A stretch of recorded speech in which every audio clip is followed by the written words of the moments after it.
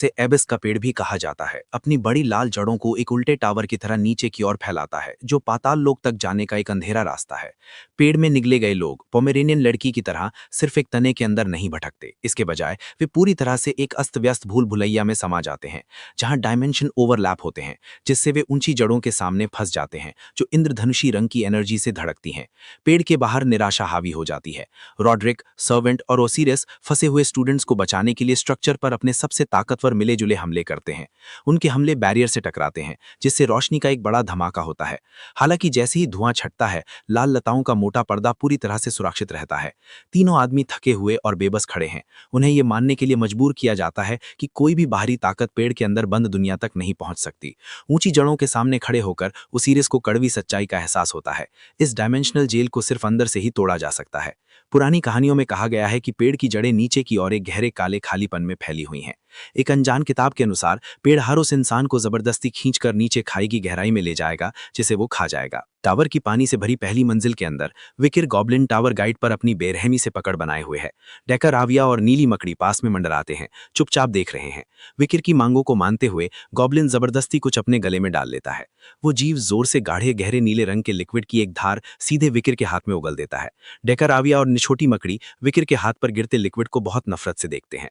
डरा हुआ goblin guide डरते हुए पूछता है कि क्या ये एक ठीक इनाम है। विकिर के हाथ में कई चमकते गोले हैं। ये जादुई कैंडी हमेशा के लिए स्टैट्स बढ़ाती हैं। लाल रंग ताकत बढ़ाता है, हरा रंग फुर्ती बढ़ाता है और नीला रंग हेल्थ बढ़ाता है। विकिर ने बताया कि फ्लोर साफ करने से ये इनाम मिलते हैं, ठीक वैसे ही जैसे उनकी पिछली यादों में बताया गया था। इन्हें हमेशा के लिए खाने से इंसान की फिजिकल स्टैट्स, चाहे उनका लेवल कुछ भी हो। उसे याद आता है कि उसका दोस्त पिगी एक पॉपुलर तरीका बता रहा था, जहां प्लेयर्स लेवल अप करते हैं और स्टैट्स बांटते हैं। विकिर को एहसास होता है कि पेड़ के अंदर का डेमन सिस्टम भी लगभग इसी तरह के लॉजिक पर काम करता है। अपनी मुट्ठी भींचते हुए विकिर खुद को शांत करता है, मानते हुए कि गेम जैसे मैकेनिक्स के बावजूद ये एक जानलेवा सच्चाई है। उसे अमदुसियास की सैडिस्टिक लॉजिक याद है, जो मानता था कि धोखा और बदसूरती ही इंसानियत का असली सार है। डेमन ने अपनी बात साबित करने के लिए ये टेढ़ा मेढ़ा स्टेज बनाया था। एबिस ट्री लोगों को फंसाने और उनके हिंसक गुणों को बढ़ाने के लिए डिजाइन किया गया था। उन्हें तबाही के दौर के लिए अपनी ताकत बढ़ाने के लिए बलि के तौर पर इस्तेमाल किया गया था। विकिर अपने पिछले कामों के बारे में सोचता है। उसे एहसास होता है कि उसने नाइट हाउंड के रूप में अपनी असली पहचान छिपाई थी, ताकि इस तबाही को रोका जा सके, इससे पहले कि डेमन्स को उसकी दखलंदाजी का पता चले। ये मानते हुए कि उसकी कोशिशें बेकार गई हैं, वो अभी की समस्या पर ध्यान देता है और सोचता है कि फंसे हुए एकेडमी के दूसरे स्टूडेंट्स कहाँ हैं। विकिर धमकी भरा मुट्ठी उठाता है, जिससे घबराया हुआ गॉब्लिन बुरी तरह हकलाने लगता है कि उसे सच में नहीं पता कि दूसरे कहाँ हैं। कांपता हुआ गाइड बताता है कि पेड़ के अंदर की जगह खराब है। फंसे हुए स्टूडेंट शायद नीचे की मंजिलों पर अचानक एक दूसरे से मिल जाएं या कभी रास्ते में मिले ही नहीं। विकिर परी को तेजी से घूरता है। उसे लगता है कि वो जीव टावर के मैकेनिक्स के बारे में झूठ नहीं बोल रहा है।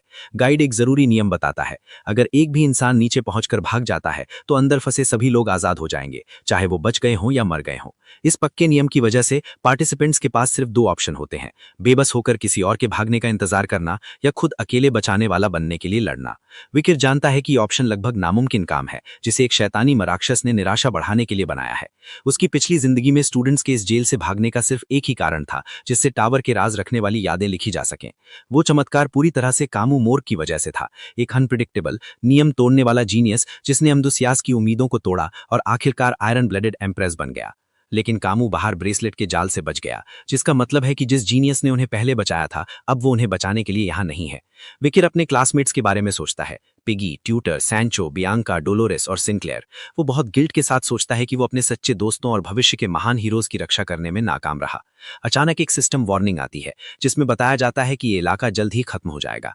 विकिर तय करता है कि उसे अपनी नाकामी की जिम्मेदारी लेनी होगी। वो पक्का वादा करता है कि वो टावर को जीतने और अंदर फंसे सभी लोगों को बचाने के लिए सिर्फ एक जिंदा बचे व्यक्ति की जरूरत होती है। लाल चेतावनी के संदेश तुरंत चमकने लगते हैं, ये बताते हुए कि फ्लोर की टाइम लिमिट खत्म हो गई है और तबाही होने वाली है। चमकते अलर्ट के बीच गॉब्लिन गाइड जोर से उल्टी करता है और एक और चीज अपने गले में डाल लेता है। जैसे ही पत्थर बरसने लगते हैं, घबराया हुआ गॉब्लिन जल्दी से विकिर को एक रोल किया हुआ पार्चमेंट देता है और घबराहट में मानता है कि वो इस आखिरी इनाम को लगभग भूल ही गया था। सिस्टम उस चीज को रिटर्न स्क्रॉल के तौर पर पहचानता है। ये ट्यूटोरियल एरिया में वापस जाने देता है, जिससे यूजर का लेवल पूरी तरह से रीसेट हो जाता है। हैरानी की बात है कि उस पर लिखा है, भगवान आप कहां जा रहे हैं। कमरे की तबाही तेजी से बढ़ती है, जिससे विकिर को आगे बढ़ना पड़ता है। गॉब्लिन खुशी से उसे विदा कहता है और उसके भागने की शुभकामनाएं देता है। विकिर शांति से चला जाता है, आसानी से गिरते पत्थरों से बचते हुए।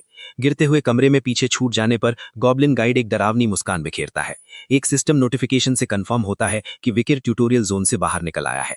उसका स्टेटस अपडेट होता है, जिसमें सिर्फ लेवल 1 होने के बावजूद उसके बेस स्टैट्स बहुत ज्यादा दिखते हैं और पता चलता है कि उसने एक नया टाइटल जीता है। उसका नया टाइटल सीवर रैट हंटर, चूहों के खिलाफ बोनस डैमेज देता है और उसके द्वारा की गई स्टेटस की बीमारियों जैसे ब्लीडिंग, जलन और जहर का समय हमेशा के लिए बढ़ा देता है। दूसरी मंजिल, जिसे जानी पहचानी जमीन के नाम से जाना जाता है, एक सुनसान आंगन, एक बड़े सूखे पेड़ और टूटी फूटी इमारतों के बीच है। विकिर टूटे हुए पत्थर पर कदम रखता है और तुरंत नजारा पहचान लेता है। अब अपनी एकेडमी की यूनिफॉर्म पहने हुए विकिर छोटी मकड़ी के साथ उस जगह का जायजा लेता है। उसे हैरानी होती है कि वो कोलिसियो एकेडमी की टूटी फूटी कॉपी में खड़ा है। डेकराविया बताता है कि एम्डूसियास ने एबिस पेड़ को खिलाने के लिए असली दुनिया के कुछ हिस्सों को निगल लिया था। खाया गया माहौल टावर का एक फिजिकल हिस्सा बन गया है। अचानक एक चमकता हुआ सिस्टम इंटरफेस आता है, जिसमें ट्यूटोरियल से बचे सभी 108 स्टूडेंट्स को सेंट्रल प्लाजा में इकट्ठा होने के लिए कहा जाता है। डेकराविया कहता है कि ये उसके दोस्तों को ढूंढने का एक अच्छा मौका है।